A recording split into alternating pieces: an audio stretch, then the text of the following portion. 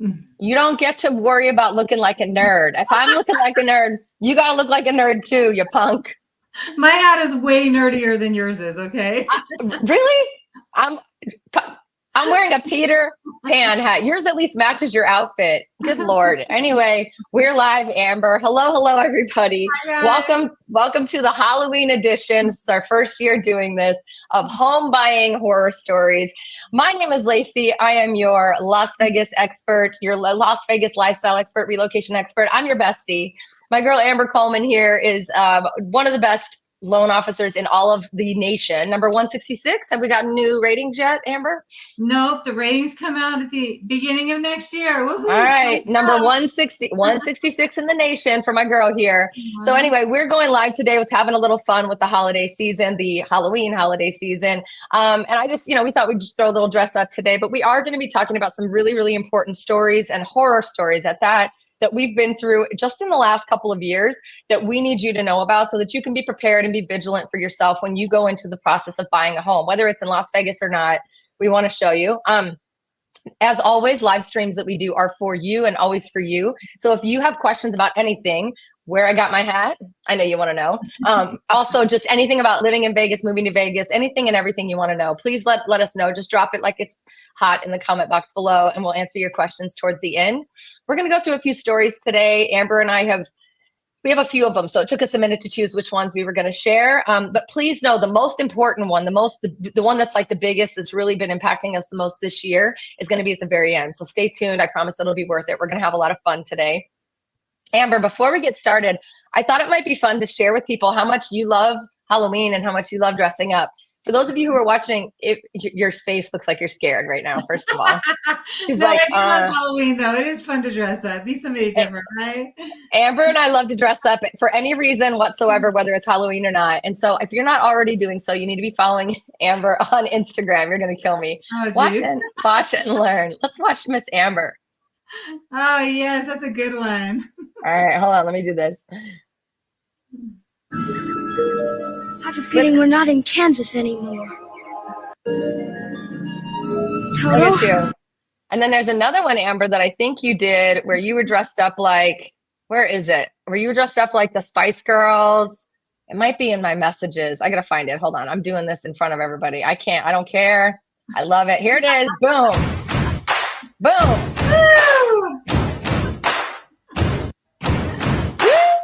Oh, it's so fun. I freaking love it. Amber loves dressing up for any reason whatsoever. And then I'm going to show you where this stupid thing came from. So again, we're going to be talking about Halloween horror stories, home buying horror stories. If you are thinking about buying a house now, 10 years from now, here or even anywhere else in the US, listen. Stay to the end. The most important ones at the very end. We're just having a little fun as we get started. If you have any questions for us, drop it like it's hot in the comment box, or just say hi. Let us know what's what. Let us know what you're going to be for Halloween, right? I also want to show you. So my very good friend Celeste and I chose Look to how cute you are. We went to see the Peter Pan, which was at the Smith Center of Performing Arts. And she decided to be Wendy. I've always wanted to be Peter Pan. So that's where this hat comes from. The sad part is that we dressed up, Amber, thinking that everybody else was going to. Well, we dressed up thinking that everyone in the audience would be dressed up because it's kind of like a family-oriented show where kids come dressed up sometimes. And nobody in the entire auditorium dressed up but me and Celeste. So when we dressed up, I'm in green tights. Let's just be very real. Full green. With you? Yes, it was awesome, but also not awesome. But anyway, long story short, we had a great time, and it was funny because we had kind of higher up seats in the event. And we're walking in, and all I kept hearing was, Peter, oh my God, it's Peter. And I was like, oh, where? Another Peter. And I was like, oh my God, they're looking at me. Like the whole place. There's little kids that wanted to take pictures. It was really, really sweet. So I'm Peter Pan. We've got the Mad Hatter here. All right, let's jump into it, Amber. Let's talk about some of our horror stories, home buying horror stories, so that you guys who are watching can stay vigilant. I just want to say hi to a few people. Matt Smith. Hey, Matt. Good seeing you as always. Philly B. Hey. John Harris. It says, hello, ladies. Nioka Scott says, hey, ladies. Happy Friday. Love the hats. And Dante said, hey, thanks for joining us, guys. Drop it like it's hot. Tell us what you're going to be for Halloween. And if you have questions about what we're talking about, also anything else you want to learn about. Amber, I'm going to start with this first one. I'm going to call this story To Inspect or Not Inspect. So when I first got my license in, 2017, however many years ago that was, it was like my first 10 clients. Within my first 10 clients, there was a lady who came from out of town. Surprise, surprise. I've been working with out of town clients for a really long time and I love it. She, had money, not that I count anybody's money, but had enough money to do so, but chose to go cheapy on the inspection process for her house. Now her house was a flip. If you've never seen what a flip is, it's where they take a old house, turn it into looking new. Oh, there's some flip companies that do it really well. And there's some flip companies that are really lazy and they do a really shoddy job. And it's like putting lipstick on a pig. You never know what's behind the walls. Yeah. So it's always important with a flip to do the due diligence, pay the extra money up front to save you money on the back end, do the extra inspections. So I had advised her to do this. She wanted to save the $300 that it would cost to have the sewer line inspected because it was a much older home. We normally don't suggest that, but this was an older home. She didn't want to get the sewer line scoped, so she left it off. She wanted to save that $300, $350. She had just come into a lot of money, like a big settlement, and for whatever reason was being stingy about $300, and she paid in the end. The day after she closed, she was all excited about the house. Her other inspection was fine. It was clean. Anything you could see that was inspected by a normal inspector was whatever, but the sewer line and the that she didn't pay to get scoped was clogged so badly that the next day after her closing, her pipes burst. And what they discovered was the people who flipped the house were stuffing garbage and rags and into the pipes. And so she ended up spending $8,000 2 days after she bought the house because it wasn't insurance helped her cover it, but she had to come out of pocket $8,000 because this was something she should have inspected before. She saved $300. Spent $8,000 2 days after she got her keys to her new house because she chose not to inspect. So the answer for this one is you got to inspect, and you should listen to your agent because we can definitely tell you what's really best to get for different types of homes and different experiences. Can you believe that? $8,000. That's crazy. You know what? Most of the time when you get inspections, just what you find in the inspection saves you the cost of the inspection. Absolutely. Now, it's not always guaranteed that the seller's going to fix everything on your inspection report. But if she, I guarantee, had seen that the entire underground sewage system and all of that was completely blocked, she wouldn't have bought the house, or we would have made him fix it and she could have gotten out of it. Now she's dealing with she had to deal with a lot of stuff with insurance. I don't think they covered the whole thing. And in order to just be able to use her house, she had to come out of pocket $8,000. So don't know about you, but $300 versus $8,000, whether you have it or not, borrow it from a friend if need be. You always want to get as many inspections as possible. Yeah. Poor thing. All right. Feel bad. I know. Well, see, us real estate agents. You hate to learn lessons that hard, right? You know, absolutely. Later. Oh my God, I felt so bad for her, and yeah, she ended up still loving the house and all was well, but took a big chunk out of that money she had just gotten from that settlement. So. Next one we were going to talk about, Amber, was the no agent twilight zone. So we just talked about why you should listen to your agent and maybe take some advice because we know what we're doing. Talk to me about the story you were saying about how somebody didn't use an agent and tried to sue you or something. What was that about? I know. Okay, so this guy bought a house for sell by owner. Went through the process. So he figured out how to do, because you remember when you have an agent, you have contracts, you have this, you have certain steps that you go through, right? So he bought the house. He figured out how to do a contract somehow, sent me the contract over. We get to the end of the process and there's a home warranty that was supposedly supposed to happen, right? Supposed to be ordered, right. But there was no agent involved to order the home warranty. Title companies don't usually order this stuff. The borrower didn't order it.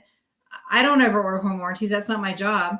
And so there was never a home warranty ordered. So got to close on the house, and within weeks later, he calls me back on the phone and says, my AC went out and I tried to call the home warranty, but there's no home warranty. What? Yep. Like you ordered a home warranty, you know, like all this stuff, but it turns out nobody actually ordered the home warranty because he didn't know that was his job to order it. Because he didn't have an agent. He didn't have an agent. Title's job is never to order it. My job is never to order it. We do the loan, they do title, you know, and then, you know, if you don't have an agent, you do everything else. So then he thought it was my fault. So he takes me to small claims court to pay for his AC unit that he had to pay for because he didn't have a home warranty to pay for it. And the court, this happened 3 times. So the first time the judge was like, how is this? Because he took me directly. So how is this Amber's fault?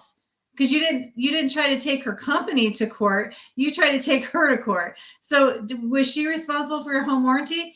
And then he was like, no. Well, then why is she here? So then he went back and took my company to court over this. And then I sat in there again and they were like, does Guild Mortgage order home warranties? Then why are they here? So it just turned into this big circus act. But the bottom line is that there's a lot of value in having somebody else watch certain things on your file for you. And if you're not used to, if you choose not to have an agent, then you got to do that stuff for you. This ended up costing them $13,000 in an AC unit, because and a lot of people assume real estate agents representing you is going to cost you a lot of money. A lot of times, in fact, 99% of the time, we're able to negotiate our fees to be paid by the seller. So we end up not really costing you anything or not much at all. $13,000 versus the peace of mind knowing it would have been on me if I didn't order it and he could have taken me to court and I would have absolutely been liable. It's probably a better thing if I had done something wrong, which I don't do. So there's that. Yeah. No wrongness here. I love that. Oh, Jacob's life in Vegas tuned in. Look, hey, Jacob. Hey, good to see you as always. Jacob, we're talking about Halloween horror stories, home buying horror stories. We're trying to give a little Halloween spirit here, but you're right, Amber. It's have an agent, at least be advised by an agent. If you're going to do for sale by owner, and that's the situation you're in, sometimes you can pay a flat fee for agents to just do certain things. That's one of those certain things that we could have certainly come in and done for you. All right, Amber, let's go to the next one. Let's see here. Let's do the renovation nightmare. I'll talk about this one. So, again, us agents, we're not experts on everything, right? We're not licensed to be experts on loans. That's why Amber does loans. We're not licensed to be experts on contracting, like doing contractor work or building, but we do know some questions to ask and some things to look out for because of all the things that we go through in the process of helping so many people buy homes. And so I had a client who was dead set on renovating his home, wanted to break down a wall and open up a living room. And I was like, that's going to be awesome. Be sure you check with a local general contractor or a licensed contractor to make sure that this is going to be a wall you can actually tear down and not mess up your structural engineering of your home. Oh, crap. So, no problem. And again, the engineer could have just walked in for free and said, don't do it here, do it there, and given advice, and he could have done the work himself. But he, for whatever reason, chose to not listen. I said it 5 different times to him during this transaction. For whatever reason, he chose not to listen. Closed on the house. About a month later, he called me. Do you know a structural engineer? I need help right away. It's an emergency. I gave him who I knew I had. And I said, what happened? And he said, well, I tore down that wall that I told you I wanted to tear down. I said, oh. And he said, but it appears to have created a shift in my entire structural engineering of the house. It must have been a load-bearing wall. The entire house started sinking on one side because he didn't listen, didn't call an expert, and just broke down the wall himself. And now he has an insurance claim. I don't know if insurance is going to cover it because it's caused by him. So I'm not really sure. But this guy is now in a world of hurt because he just didn't take the time to call an expert to just come in and help him figure it out. Oh, dang it. Oh, how did he fix that? He had to have a structural engineer come in and they had to put up replace the beam that had been the load bearing beam that had been done. I didn't see the end result because I was honestly afraid of walking into the house personally. I kind of feared for my life a little bit because it was just I felt like it was going to come crashing down. But all that being said, I think he got it figured out and I think insurance helped him, but I don't really know what they covered, but they had to basically go retroactively fix what he had done wrong and then go through and put other stuff in place to keep it from happening again. Very sad. That's a nightmare. That is another nightmare. All right, Amber, let's go to the next one. Let's see. To inspect or not inspect. Let's talk about our favorite client. Do you remember our favorite client who tried to dupe both of us on both sides of the deal? He was like, I like to name this lies, bait and switch, and homeless. Do you want to talk about it? Yeah. Okay. There's honestly a lot of stories like this. This is just the one that did a doozy for sure. This is a doozy. Okay. So what happened is this client asked me at first to verify employment, which is kind of a weird request, right? Because you verify employment when you're in the process. So we verified employment. We collected everything up front. We went through and got the underwriting approval before going and looking at houses, which a lot of times that's what we'll do, right? We'll go through because it makes it easier in the process and then faster if you have to write a fast offer. So we'll go through and do that underwriting approval a lot of times unless somebody wants to move fast. So we did that, got it approved, went in escrow on a house. What people don't realize is that we as a mortgage company are lending $300, $400, $500, $1 million in some cases, more than that, in money. So we're going to verify everything. And once we verified it once, we're going to verify it again before the money leaves our bank account. So before funding, we verify that you still have your job. So in this case, he asked me to verify it up front so that he knew that, thinking that he could just quit his job in between then, and then we wouldn't verify it again. So we verified it at the very end of the process. And I was like, hey, something's weird here. Your employer is saying you haven't been there for a month. What's going on? What, like, is there something wrong? Like, what happened here? And he was like, yeah, I don't work for them anymore. Okay. That would have been good to know. Who do you work for now? Okay, I'll send you over new pay stubs. Okay. So he sends me, it takes him a while, which he doesn't usually take a while to send me over new pay stubs. I get the new pay stubs. The income looks fine on the pay stubs, but again, we have to third party verify. So we're going to go to the employer and we have to call phone numbers that belong to that employer. So we kept getting phone numbers that weren't to the right employer. It was like a regular cell phone. We can't do that. We're a mortgage company. We got to call the company, right? So then it ends up turning out that we couldn't verify the pay stubs were actually legit that were sent. And they ended up pulling out of the contract and ended up homeless, not being able to get a house. Yeah, the bait and switch in the homeless process is also that this was also one of the most abusive, scary clients I've ever worked with. I don't know. He was actually really scary. I was afraid to be alone with him in a room because he just had an energy about him and a demeanor that was just scary, period, end of story. He and his wife chose to list their home with us first. Once we got their home in contract, that's when we were able to go and shop for his home that we put into contract on, which is the one that you were helping them finance, right? So the process of him doing the lies about the job, he also did a bunch of bait and switches where he tried to cancel the contract on, which as a seller, guys, seller beware, you can't really cancel a contract. It's almost impossible. The buyer has the right to cancel. Once you're in contract as a seller, you're in contract. You have to perform. All that being said, he tried to do as many things possible to work around the contract. The owner ran into him one day when he drove by to take pictures of the outside of the house for landscapers, got upset with him, got into a big fight with the new buyer, and then tried to cancel it. So he was doing anything and everything he could, bait and switching all this stuff that we were trying to, we would say we were going to be there for an appointment or an inspection. He would lock the house and make it not possible. So he made it a miserable experience on that front. And then at the end, we had found him that home. All of that being said, it was down to the last week. He had already moved out of their home and started to move into a storage unit because their new home that they were buying at a new home community wouldn't be ready for another month. They were going to rent a little spot for a month. They ended up being homeless altogether because that house that they were buying fell through because of obviously lying on their mortgage application. He's now being sued by the owners of the home that he sold because he did a bunch of stuff to the house to put damage to it that you couldn't see until you moved in, and they discovered it after they moved in. I didn't know all that switch. Part. Yeah, and then again, just lies, bait and switch, and homelessness. And so he is now blocked from my phone, and probably wrote a bunch of like really bad reviews and stuff. And I'm like, bro, we literally did everything for you. You're the psychopath. You're kind of a nutball. And we normally don't do that. If we mess up or something goes wrong, we're always there to say, hey, we must have done something wrong. But this guy was just kind of a mess from the beginning. And when he started lying is when we knew we had to kind of be careful. So fun stuff. That's that. Not fun at all. I'm so glad. The day of drama. Oh, good Lord. Okay. We have some questions, guys. Keep dropping your questions in the comments. We've got one more story to share, one more home buying horror story, and then we're going to run into your questions. We'd love to answer them. Thank you for tuning in. I wish I could play like spooky music behind me, but I think YouTube will take me down or cite me or give me a strike. Okay.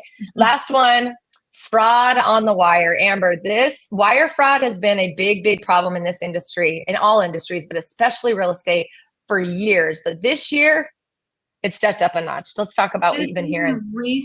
Just even recently. So recently there's been, if I call title companies, I called a title company yesterday And they said in 1 week, they've had 3 wire frauds. So let me just explain what this looks like, the wire fraud. Okay, so the client's in escrow on a house, right? You send your earnest money to the title company. So you get wiring instructions at the very beginning of the process. Send your earnest money, which is, like 3,000, 5,000, 10,000, depending on the price of the house, right? To the title company.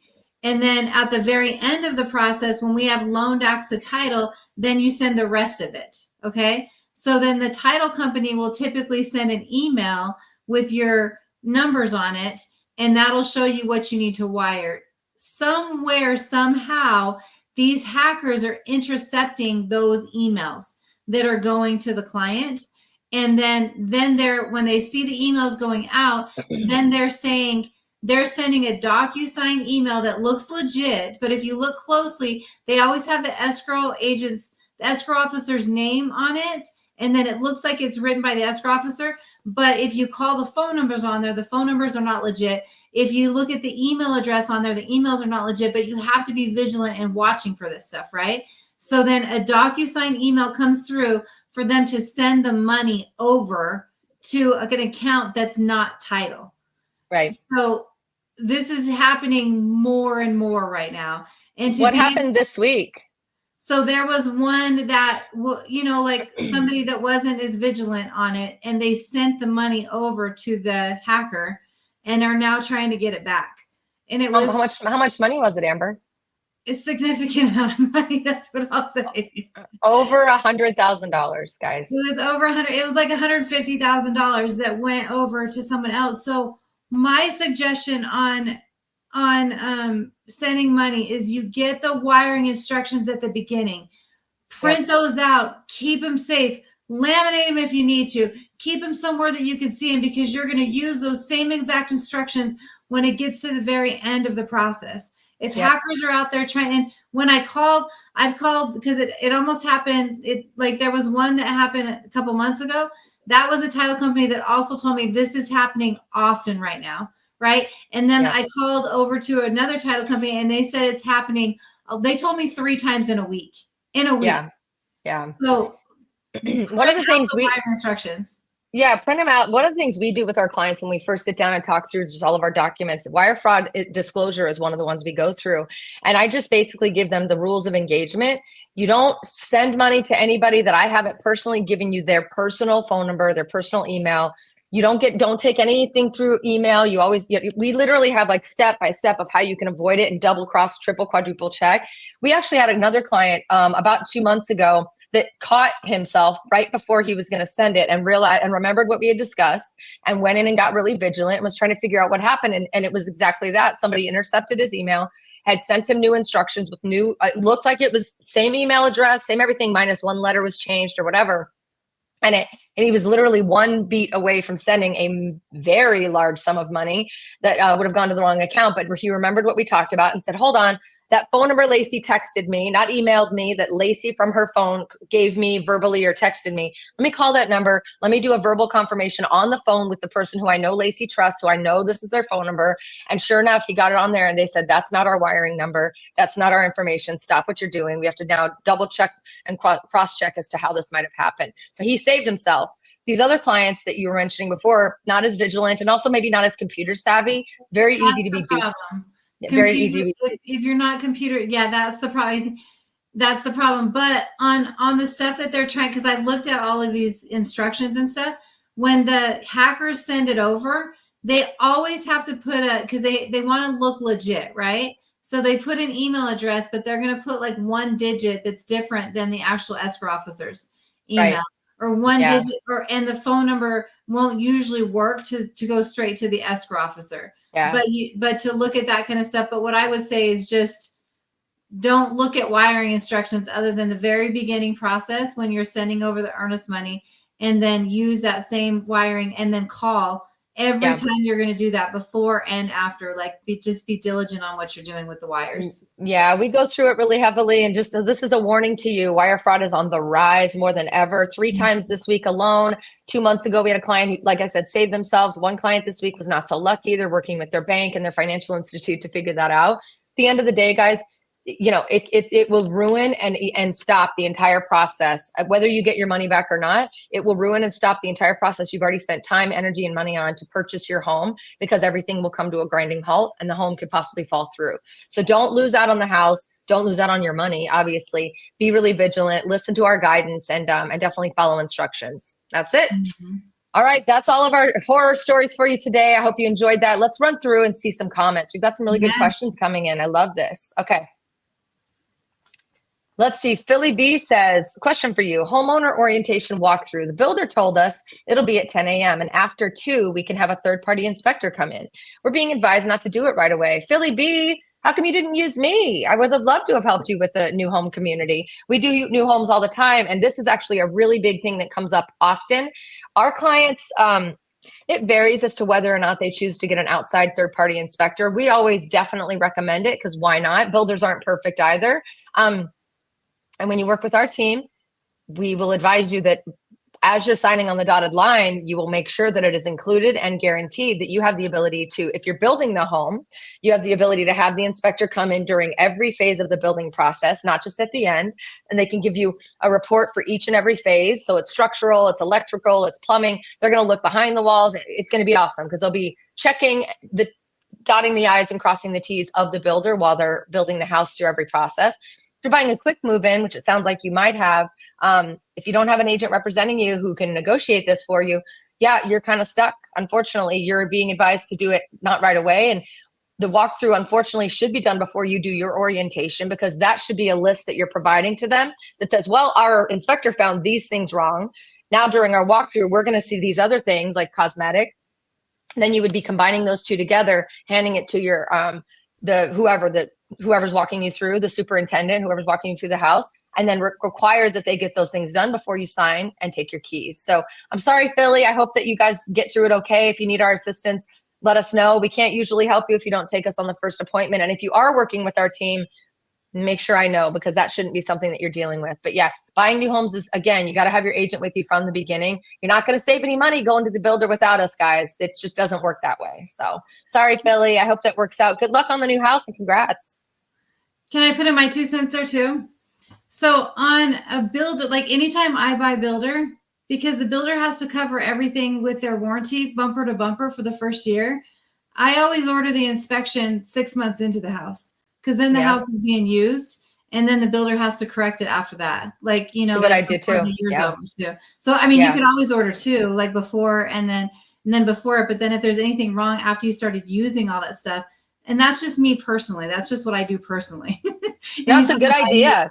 So it's a good idea. Their 1-year warranty that they have on everything. Yeah. Yeah. So if you're building from scratch, I'm always a big proponent of, while you can see inside the walls, let the inspector come through and see inside the walls. If you're doing a new build, or I'm sorry, a quick move in, like Amber said, you could do what she said, wait 6 months and then have it, use this last 6 months of your 1-year warranty to start putting in all those requests. There's a lot of ways to go about it. That's great advice, Amber, though. I love that. Mm-hmm. All right, Matt Smith. Hey, Matt, good to see you again. Do agents hire transaction coordinator companies to do all of the closing items? Really good question. So we, some agents, it's always up to you as an agent, because you're an independent contractor. Some agents will use a transaction coordinator. We like to use licensed transaction coordinators. Some people will use like an admin assistant. If you use a transaction coordinator, it's really important that they know the business inside and out like you do. So it's not everyone, but yes, some do. We have a transaction coordinator who is licensed, so she's able to get in and out of MLS. She's been an agent before, so she knows how to understand and work through the system, knows the deadlines. But we as agents are still very, very involved in every step of the way. Transaction coordination is a lot of times just a lot of like the back and forth.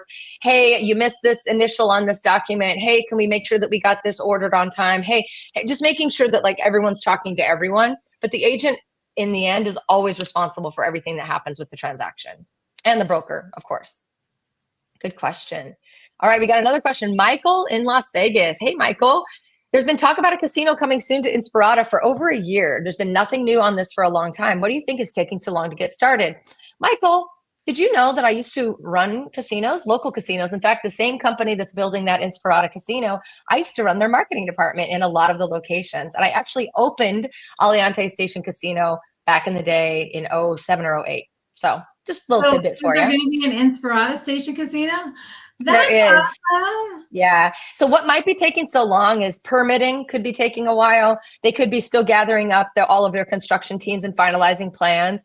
Funding could be an issue. They might want to wait until to pursue funding for that. And like, because it was a publicly traded company. I don't know if it still is, but they might want to be waiting until the funding for Q1 comes through. That might be an easier way for them from a budgetary perspective. But usually a lot of times it's permitting and things like that. They have started grading the land. There has been some movement on the land. There's dirt moving for sure. I foresee, and I haven't seen any updates either, but I think it'll be 2026 is when that place opens, probably spring 2026 or late 2026. But you never know, man. We built Aliante in a really fast time. So I wouldn't be surprised if we don't see something maybe end of next year also. Going to be fun. Now, the other question is, Michael says, what happens to property values after a casino is built in your neighborhood? Amber, do you know, or do you have any insight? I don't know what, I mean, I don't know what, no. So you tell us, Miss Las Vegas gal, what happens to the neighborhood? Usually your property values will go up. It's not going to be a rocket ship. It's not going to be like, now we have a casino. But what casinos in Las Vegas do is not only do they bring entertainment into the local community and into the boroughs and the neighborhoods of the city, they also bring infrastructure. They bring more jobs. They bring more opportunity for people to go out to eat. And so they bring bodies and people and infrastructure that supports whoever's living there already. So it does bring value. Anything that you're going to see from an infrastructure perspective, whether it be a new shopping center, a new mall, a new hotel, a new big business, a warehouse, whatever, that's going to bring infrastructure that helps support the neighborhood. So your values should go up. Good luck. I hope you make a lot of money on that casino building in your neighborhood. All right, let's see. Dante, hey Dante, says, Laci, is your agency able to represent people in the process of looking for a rental in Vegas? I know some of the laws changed and I wanted to ask. Dante, great question. The laws that change do not change the fact that we can absolutely, and we do absolutely help renters find rental homes. Most agents in Las Vegas don't want to mess with anybody who's renting because there's just no money in it. There's no money in it. It's almost the same amount of work to find someone a rental home as it is to sell them a home. And it's a vast difference between the two. We, with my company, have just made the conscious decision to make sure that we keep that on the table as an offering as often as we can, because we want to make sure that we're doing like a give back, and we're helping so many people relocate that we want to make sure that if you're not ready to buy right away, we can still build a relationship. We can still help you land softly. And so if it means that we have to do some dirty work, and we call it dirty work, it's not dirty work. We love helping renters, but it's a grind. It's definitely a grind. But if it means we have to do that to build a rapport with you and to show you that you can trust us and just to help you kind of land here softly, we will. So yeah, if you're thinking about looking, please click the link or just text me at that number. We'll get you set up for a phone call and we can talk about what that looks like. All right, let's see here. Let's see. Dante says, we just want to rent for 1, max 2 years before we go into the buying. Yeah, that's absolutely right, Dante. So we work with a lot of people who do that. So yeah, reach out. Let me know. We can chat for sure. Philly B says, oh, Philly, I found you way too late and we were in our own horror story. Oh, no. Poor thing. Philly, call me. If there's anything I can do to give you guidance, let me know. My number's at the bottom of the screen. Feel free to text. And even if anything, just text and stay in touch. You never know. When you're ready to sell that one and move on to the next one, I'll be ready for you for sure. And so will Amber. She can help you with the financing. He says, thank you both. 2 inspections is what we would like to do. Good idea. Definitely take advantage of that warranty. Take advantage of it. John Harris says, oh my goodness, watched your last video you uploaded. 3 thumbs up. Did you guys see my last video? Did you see it, Amber? The 5-bedroom house? Oh, I gotta go watch it, huh? In Tuscany, it has a secret loft. It's in this beautiful neighborhood that's in East Henderson that almost nobody knows about. P.S. on Monday or Tuesday of next week, John, the second video of that series is coming out where I take you through the neighborhood and talk a little bit about what it's all about. So stay tuned, my love. Stay tuned. That's awesome. Awesome. Okay, let's see here. Trinidad. Hey, Trinidad. We just chatted the other day. Nice to see you. Thanks for joining us. He says, I'm still working on the application and getting information. We love that you're staying vigilant. Amber, will you walk us through a little bit of what it looks like? So when you guys reach out to us for help with buying a house, I love it. Whether you're renting or buying or not moving for 10 years, you start with me always, just because honestly, it's my favorite thing to do. But once you get on the phone, then I get to pass you over to Amber when you're ready for a game plan or to discuss like getting qualified or what you might be able to do. What does that look like on your end when I do pass somebody over to you? What's that process? So we talk for a little bit, kind of figure out like what your timing is, what everything looks like. keep in mind, sometimes people I find they're afraid to talk to lenders. There must be a lot of mean lenders out there. A lot of realtors too, man. Seriously. Yeah. So this is the judge-free zone. So when we talk, if there's any game plan that I need to figure out, all I'm going to do is say, hey, I'm going to send you over a link. I'm going to have you fill out your information. Once you do that, I'm going to give you a call back and we're going to kind of work through that game plan. So I'll help you to see, like, here's what I would do on the credit. Here's what I would do on the debt ratio. Here's what I would do on anything that you need a game plan on. And then we'll work through that to be able to get you to the end goal of buying the house. Sometimes like there's relocation things. So it's a matter of like, well, how do I do it with a job here and then a job there? And, so there's different things that you can look at depending on how your job works. And that way, at least we're talking it through so that you're not having to guess and then hopefully you're guessing right. But this way, at least from like a lender standpoint, what we're going to look for. I love that. So many people just are, I think, fearful of it feels like an insurmountable task to like, oh, now I got to go qualify for a loan. I'm sure they're going to ask me for a bunch of stuff. It is the judge-free zone. Just a reminder on that. Nice. I'm glad you mentioned it, Amber. We don't judge you. We don't care what you got on your credit report. I always tell people to treat you like, sorry, my allergies are killing me today. My nose is like super itchy, but I always tell people to treat you like, you're their priest or something so that they can just confess all sins. She's going to see it anyway. But the more we know up front, the really better we can be, more helpful we can be when it comes to that process. And I know you make it fun, and I try to also. All right, let's see. Oh, look, Jim Radford, my friend. Hey, buddy. Thanks for tuning in. Look, I'm Peter Pan today. And Amber is the Mad Hatter. Good to see you. Jim says, hi, I wanted to give a shout out to Laci. We had a problem with a new build purchase, and she was incredible in helping us get it all resolved. I can't say enough good about Laci and her team. Thank you, Jim. I love you. Love you. Miss you. He's become a good friend. I love me some Jim. Love me some Jim. All right, Jim. Awesome. All right, let's see. Dante says, thanks. I've already spoken with both of you ladies 8 months ago. I remember, Dante. I have some notes on that. When Amber checked, I was at a 510 and now I'm at a 580 and I've increased my household income. That's amazing. Hey, look at amazing. You. Following the game plan. Love it. Proud of you. Amber, Mason said he was wondering what you were dressed as. You got to turn the hat so we can see that the 5 and 10, the 10, 10, 6. My Mad Hatter. Yeah. Except for my hat's a little bit scrunched up there. I love it. Amber's the Mad Hatter. I am obviously Peter Pan. John Harris is saying more stories, please. Let's give him a couple more, Amber. Do you have anything else you want to share? Of our horror stories? Okay. I'm going to say what not to do. So, I mean, we kind of already told the story about somebody who's giving. Okay. So there was one client that came to me at one point, and it was kind of a weird conversation. So I collect all the documentation, right? And then because again, this is a judge-free zone. So you give me the documentation, I'm going to take it at face value. But no, as a mortgage company, everything's going to be verified, right? Yeah. So then we take all of the documentations, bank statements, pay stubs, all of that, and we put it into underwriting. And then they come back and say, okay, great, everything looks good. Now give me the third-party verifications. So we go to verify so the one thing is that when you get paid, your pay usually shows on a direct deposit or something on your bank statements, and the pay did match this on the bank statements. But when we went to verify the verification of employment to show that the income was correct, the employer kept coming back with income that was cut a third, and we were like, something must be wrong because we don't have that. We have a totally different, and we went back 3 times to the employer. Right. And then finally, we talked to the client. We're like, hey, something's going on with your employer. They're sending us back income that does not match ours. So then she tells us to contact somebody on a cell phone to be able to verify employment. So that's like a red flag right there.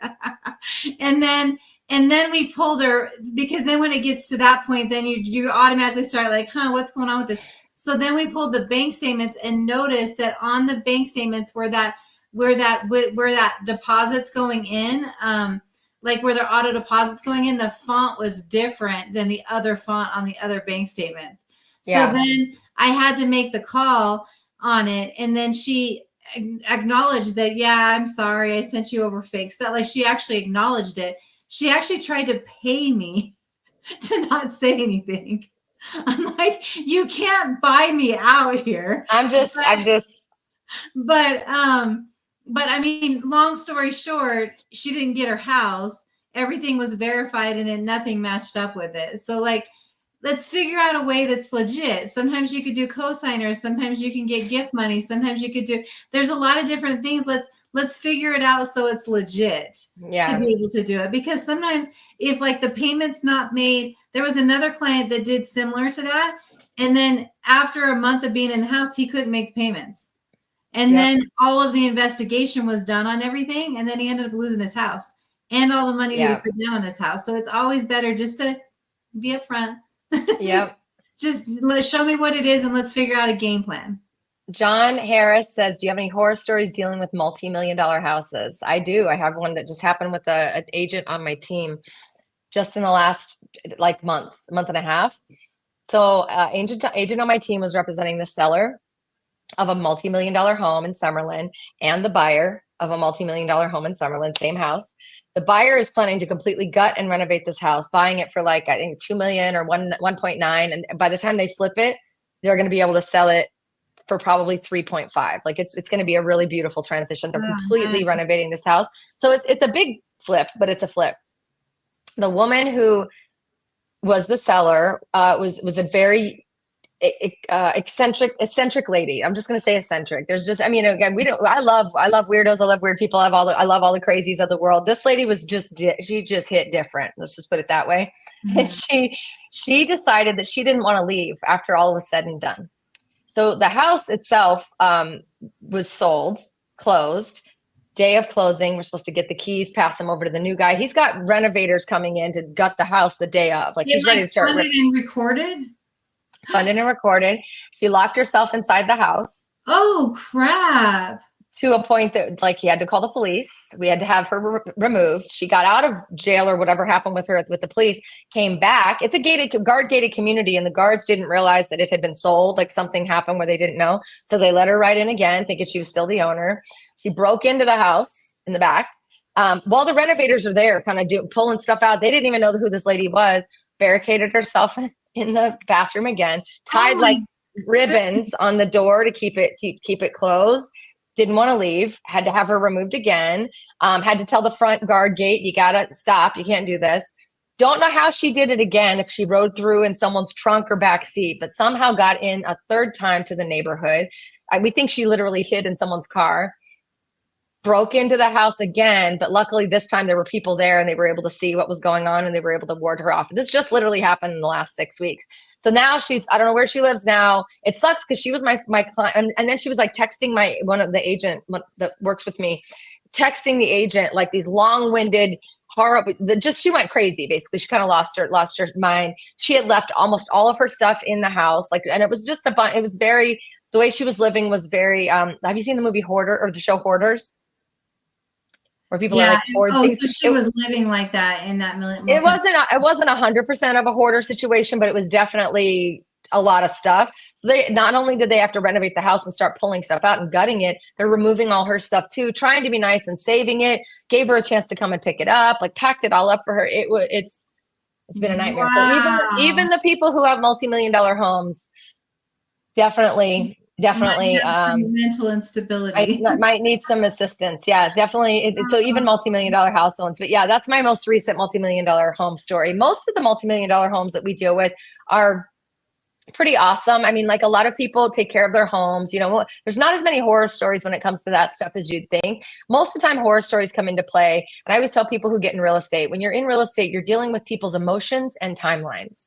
And so you have to be really careful to make sure you understand, you know, what makes people tick and make sure you earn their trust. And even if you have their trust, you can never fully be prepared for what might set someone off and send them over the edge. So I typically don't like to speak in any negative manner about any client that's trusted me to help them with the home, except for when they're threatening me, like that guy we mentioned earlier, except for when, you know, I literally was scared to be in the room alone with him. And then this lady, I just feel bad for her more than anything, but I'm pretty damn sure she rode, like, remember how when we went to, did you ever go to the drive-in movie here in Vegas? Yeah, and everybody like got into the trunk, hid down. Yeah, I think she did like a drive-in movie coup and drove in the trunk with the popcorn, you know, doing her thing. And this poor lady, I just felt so bad for her. So we don't know what's going on. We had to unfortunately stop all communication, and the agent that was dealing with her directly was like traumatized. But yeah, it's That's a $1 million horse. That's a recent one, like literally a recent one that I'm still kind of getting over. So that's a good one. That's a good one. Do you Mason want to said, share first? Oh, okay. rode in someone's trunk. She was dedicated. Damn straight she was dedicated. She was not leaving that house, even though she got the money in her bank. She got the money. She thought she was going to keep the house. No, honey. Yeah, you want to tell another one, Amber? Let's do one more. Okay, so this one was at title. So the loan finished, everything finished. She was at the title company signing on the loan, but she had to have her husband there to quitclaim because state of Nevada, you have to, like if you're married, they have to quitclaim off the loan, right? So she calls her husband, who she believes is in one country. Oh. And she already has a kid with her screaming and yelling, right? So she calls her husband like a baby. She calls her husband, who she thought was in one country that he was from. Turns out, because they have to send the document to him via like FedEx to sign with the mobile notary at a U.S. embassy and stuff like that. So she had to find out exactly where he was. He was in another country with another woman.